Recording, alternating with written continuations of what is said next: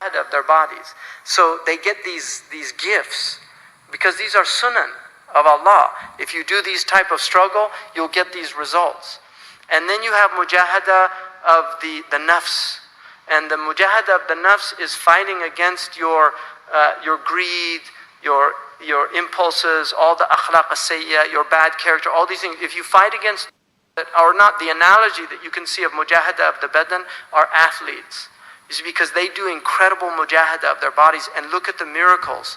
That's why people watch sports. They don't watch sports for the 90% of the game or 95% of the game that's just, they watch it for those moments where they can't believe it, right?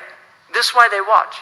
And that's why most people, they just watch the highlights on the news or something, because they show the highlights, right, of these amazing things. That's because these people are doing mujahada of their bodies. So they get these gifts because these are sunan of Allah. If you do these type of struggle, you'll get these results. And then you have mujahada of the nafs. And the mujahada of the nafs is fighting against your greed, your impulses, all the akhlaq as-sayyi'ah, your bad character, all these things. If you fight against those, Allah will give you understanding, right? Fahm, understanding. And some of the ulama, Allah gave them great gifts. We have ulama that were literally like one of the great scholars of tafsir, who did a commentary on the Jalalain, Imam al-Jamal. He was illiterate, he couldn't read or write. And he taught in Al-Azhar. Khalid al-Azhari. He had big openings from Allah subhanahu wa ta'ala. He was ignorant man, he was close to 40. He used to take care of the lamps in Al-Azhar, and he spilled some oil on one of the students. He was filling a lamp, he spilled some oil on one of the students, and he told him, ahmaq or something. He just said, watch what you're doing. And he felt so bad. He's a mature man, and this young student is looking at him with contempt. So he went to one of the shaykhs and he said, I want to educate myself. And he began to teach him. He was so sincere, Allah gave him big openings. He became one of the greatest grammarians of his time, and his commentaries are still read. Khalid al-Azhari. He's not even, they just call him al-Azhari, Khalid al-Azhari.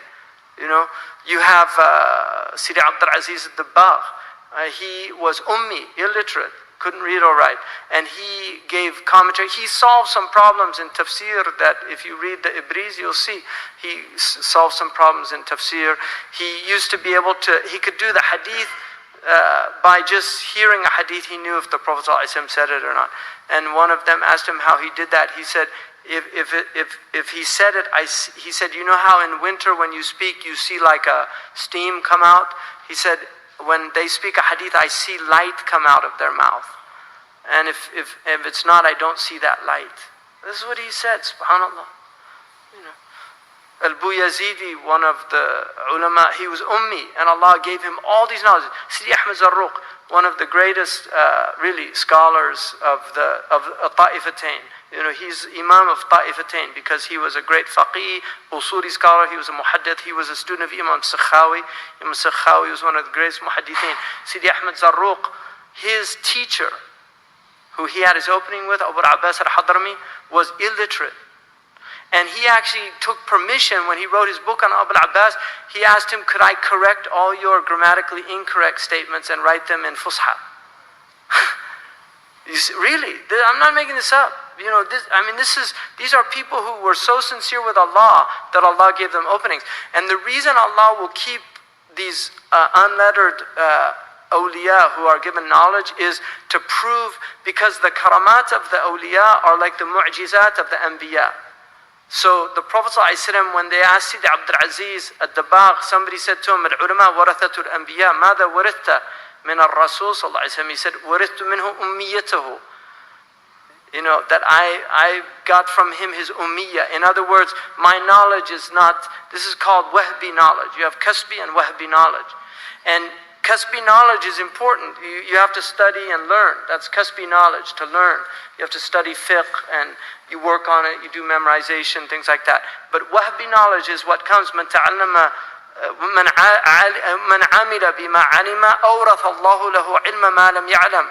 If you act according to what you know, Allah will give you knowledge that you don't know. اتقوا الله ويعلمكم الله. It's not a jumla shartiya, but the ulama take a ishara from that ayah. اتقوا الله ويعلمكم الله. Have taqwa of Allah and Allah will teach you. Right? It's a ishara, it's not a grammatically, it's not a jumla shartiya, but the meaning of the condition is sound. The ulama say that if you have taqwa, Allah will give you knowledge.